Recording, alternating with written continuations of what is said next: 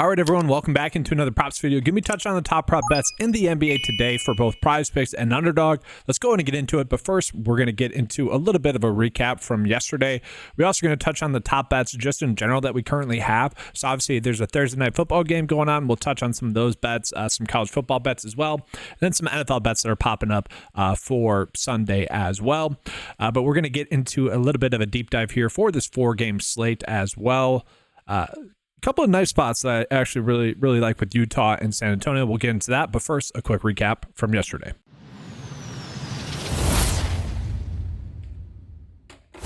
So guys, the hot streak continued yesterday. Now, obviously, only gave out one bet on the day yesterday that was actually taking place yesterday, but that one ended up cashing pretty comfortably there with the Illinois Big. That was kind of the issue, though, with yesterday is that we really only had one good bet that I could give you guys at that point.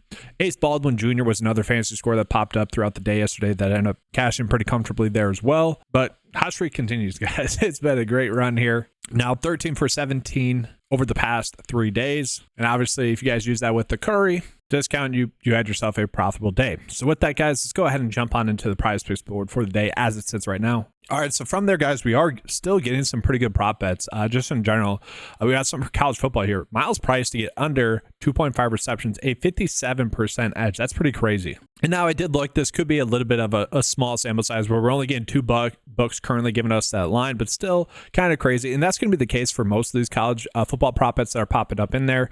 But it's surprising that they haven't been bumped at all. And so we're getting another one, Jeremiah Smith, over 4.5 receptions as a good bet.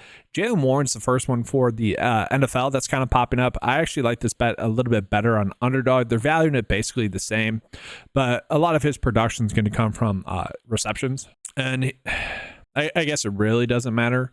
I could see him having a good game. I think this Thursday night football game is just going to be a time of possession game. Vegas thinks it's going to be a low scoring game as well. From there, we got another college football prop bet. I mean, it's kind of crazy, guys. We are getting several of just like pure EV bets on the day right now. We got another college basketball bet, 54% likely to hit. So several of very good bets. We have one fantasy score bet that's really popping up here. And so this is not a bet that's really like a massive edge. We look at it, the average sportsbook line would literally be at like 23.3. The projection data basically there as well. And so not a lock and load bet, but still one that's popping up as a pretty decent bet. If you guys are trying to get some action in college basketball, this is a decent one that's popping up. It will be interesting to see kind of what the underdog lines are for college basketball as well. Typically those come out about 1 p.m. Central to like 2 p.m. Central. So just take a peek at that. Sometimes we can gain a bigger edge by doing that. All right, so now let's go ahead and get into the NBA, guys. We're going to start off with the early game. We got Charlotte versus Detroit. 221 game total here. Looking at the point spread, 1.5 point spread. So a close scoring game. We shouldn't have to worry about a blowout too much. One bet that's popping up as a good bet currently is looking at Grant Williams to get under 25 for his fantasy score. We see that the average sportsbook line would be closer to 23. We do see that the projection data would be closer to 22.3. So those two data points are agreeing with the assessment that this should be a good under bet, but let's take a peek at this one.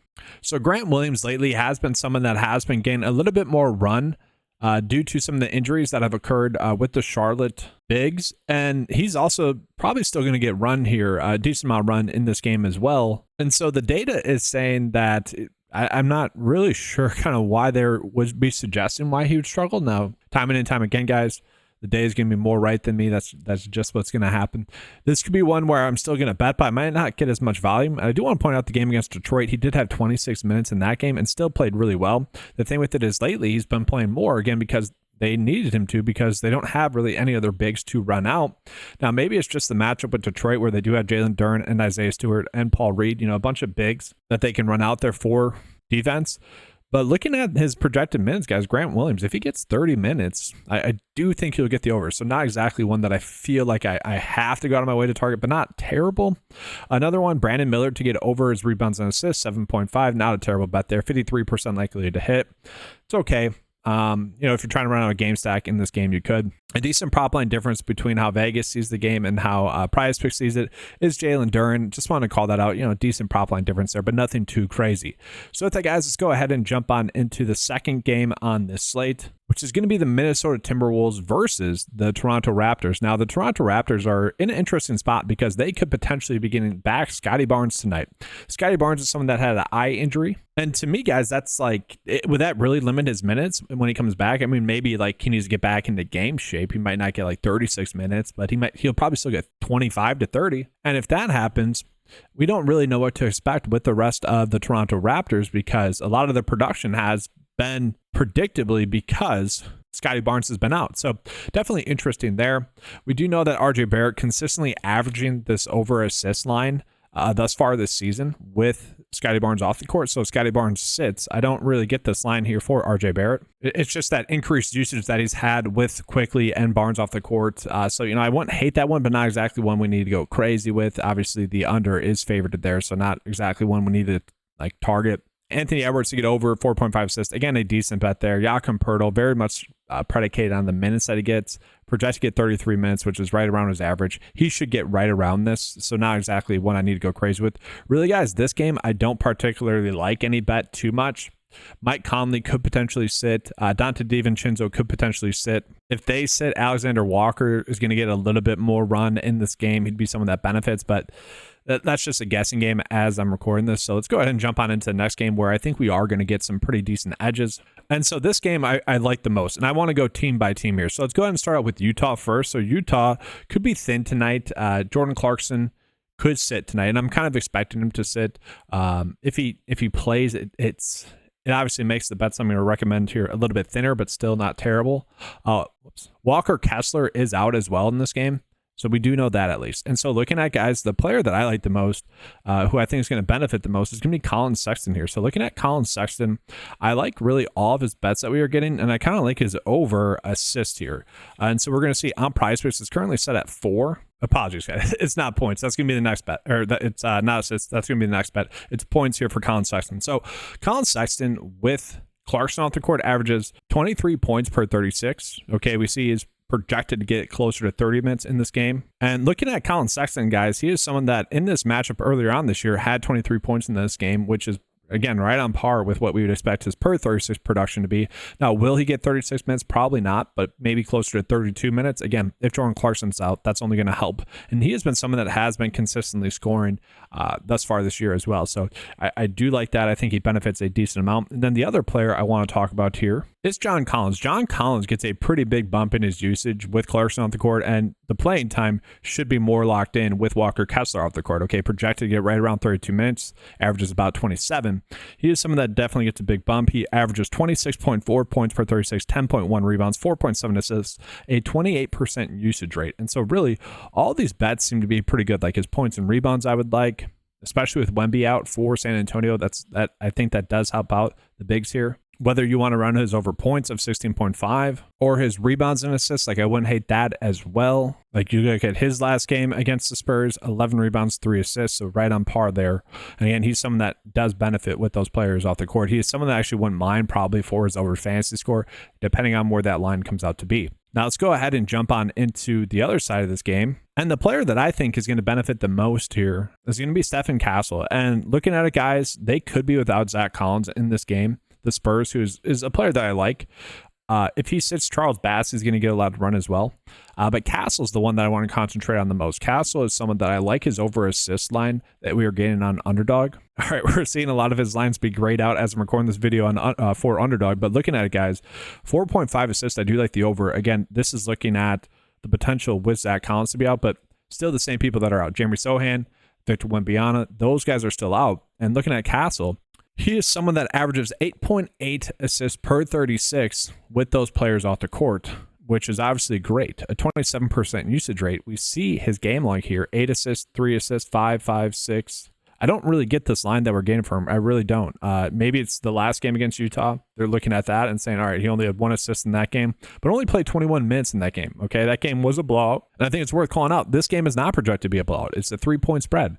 And so that only increases the likelihood for him to get his projected minutes, thus be able to get his over. If you want to run his rebounds and assists, I don't hate that. If you want to run his points and assists, I don't hate that as well. Averages 19.4 points per 36 with those players off the court as well. Again, not projected to get 36 minutes, but he could. That's in the realm of possibility, projected to get 30 minutes. So I think that's a pretty good edge that we have there. And for what it's worth, guys, and this is a bet that I like that on Underdog, just given the kind of increased payout, actually, I kind of like chasing that, but this is kind of my two favorite bets on the day as it currently sits right now. Not terrible. Again, Castle, just hoping that those minutes are there. And then Collins, he does benefit with Kessler off the court, but also I think with Wemby being off the court as well. So I like that. That's a good kind of just general NBA bets for today. And before we get into the PrizePicks bet of the day, I do just want to remind you guys of the promo code that's currently going on the 9 to 5 website. Use the promo code KEEPCASH and to get 20% off your first 9 to 5 membership.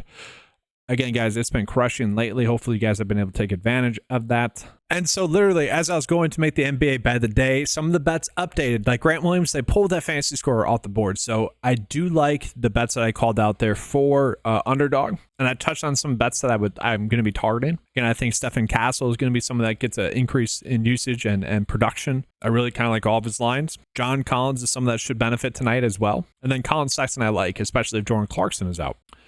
And so getting into my favorite bets, and I'm kind of take it with a grain of salt. Okay, we've been on a hot streak.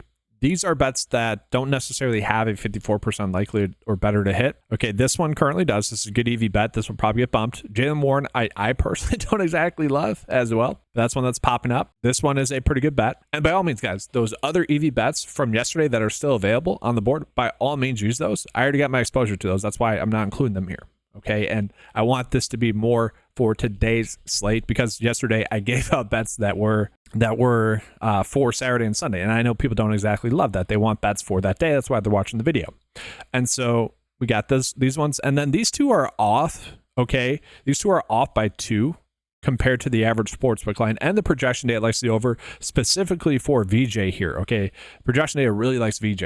Now they're only about a 51% likely to hit, but I do like the idea of stacking those two together. Really, those two both benefiting in this game. Now it's a game that will probably end up being a blowout. That's a little bit of a concern, but really what I'm hoping for is these bets go 4 for 6 on the night at least. But again, we've been on a hot streak, so tamper expectations a little bit. We'll see if we get some better bets popping up on the 9 to 5 cheat sheet as the day progresses, or hopefully more good prop bets popping up in there once the PrizePicks board updates again.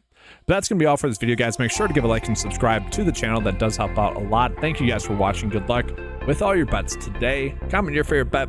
That's all. Thanks for watching. Good luck, and as always, let's keep cashing.